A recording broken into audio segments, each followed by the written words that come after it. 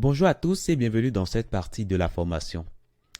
Tout à l'heure, j'ai vu avec vous qu'on pouvait écrire le code JavaScript directement à l'intérieur de l'outil console que nous avons au niveau de notre navigateur. On avait dit qu'il fallait faire CTRL-SHIFT-I pour ouvrir tout simplement l'outil console. On avait dit qu'on pouvait écrire ici directement. Mais on avait dit également que si on fait des choses ici, on fait, on exécute du code ici et que la page se recharge, on perd tout. Et c'est parce qu'on va vouloir, la plupart du temps, on va vouloir écrire notre code et l'avoir tout le temps. On ne va pas perdre un code parce qu'on a rechargé la page. Ça ne représente pas beaucoup d'intérêt. OK? Donc, dans cette partie, je vais vous montrer comment intégrer du code JavaScript directement à votre document web. Nous allons commencer par créer un document web. Alors, tout à l'heure, nous avons créé un fichier, un dossier qui s'appelle First Script. Nous allons l'ouvrir directement avec notre éditeur de code en faisant un clic droit à l'intérieur, ouvrir avec code. Et là, c'est bon. Alors, si vous n'avez pas cette proposition ouvrir avec code, vous pouvez directement aller au niveau du menu démarrer, ouvrir votre éditeur de code. Et une fois que c'est ouvert, vous pouvez venir sur fichier, ouvrir le fichier ou bien ouvrir le dossier.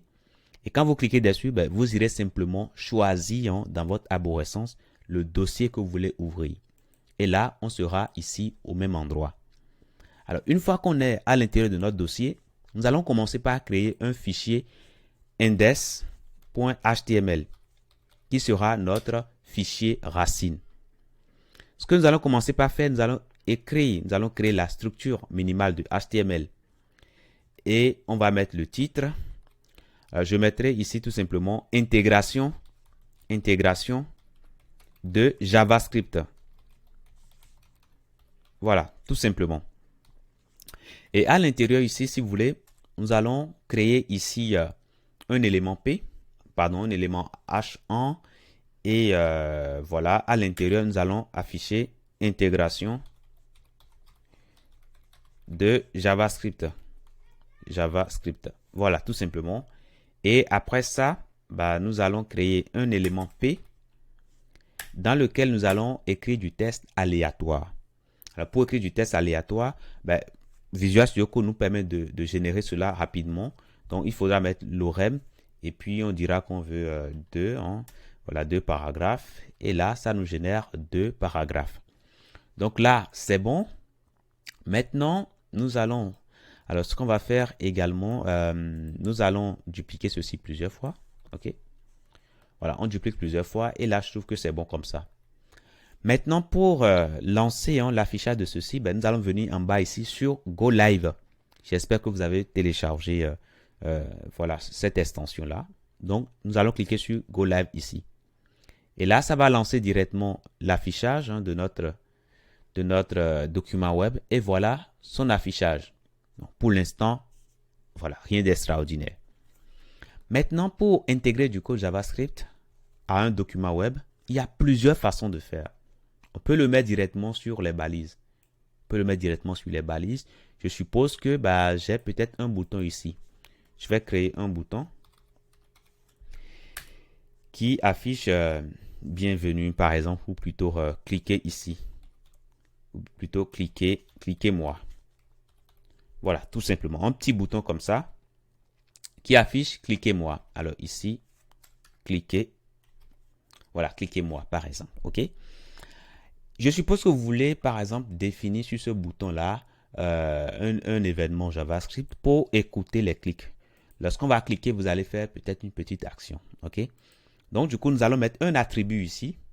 Nous savons déjà ce que c'est que les attributs. Nous allons mettre un attribut qui va commencer par on.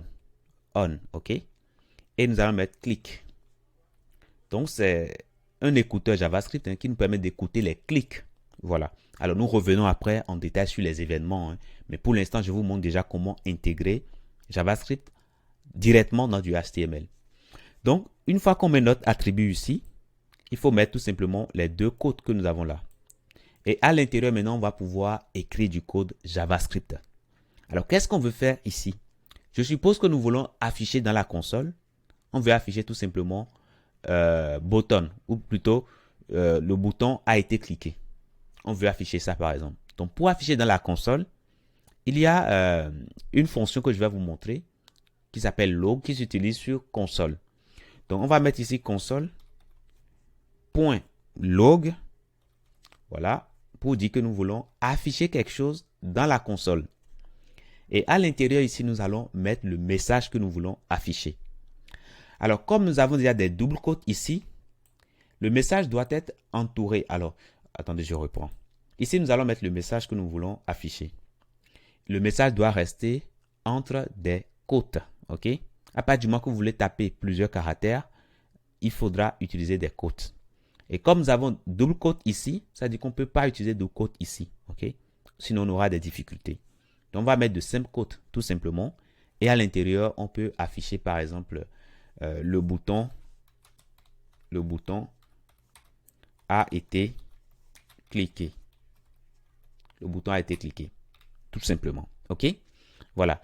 Donc, si je reviens ici, je vais tout simplement ouvrir ma console en faisant CTRL-SHIFT-I ou plutôt clic droit, inspecter. OK? Et je viens sur console ici. Alors, une fois dans ma console ici, qu'est-ce que je vois? Alors, Five Server ici, bon, ça, c'est généré par Five Server. Ça ne concerne pas vraiment nous, ce que nous on fait. OK?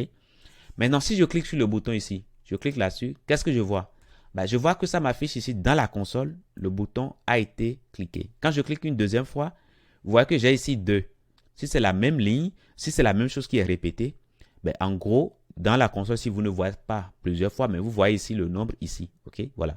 Ça dit qu'on a exécuté ceci 2 fois. Et ça nous indique en plus que ben, cette ligne, ce qu'on a affiché ici, ben, ça provient du fichier index. Ça provient de la ligne 14. OK? Voilà. Donc, quand on va cliquer autant de fois, ben, on aura tout simplement autant de fois l'affichage. Donc, voilà comment on peut intégrer directement du code JavaScript à l'intérieur d'un document web. Mais cette façon de faire là, c'est une façon à éviter. C'est une manière à éviter. Pourquoi? Imaginez que vous mélangez votre document HTML avec du JavaScript. Vous mélangez tout comme ça. Si un jour, vous voulez faire de la maintenance, vous allez galérer énormément à chercher d'abord les balises, à chercher maintenant ce qu'il y a à l'intérieur, etc. Bref, vous allez galérer énormément. Donc, c'est une façon de faire qui marche, mais à éviter à coup sûr. OK? À éviter, voilà. Il ne faut pas utiliser cette façon de faire. Donc, voilà pour ce que je tiens à vous dire dans cette partie. Dans la prochaine partie, nous allons continuer voir les autres manières d'intégrer du JavaScript à un document web.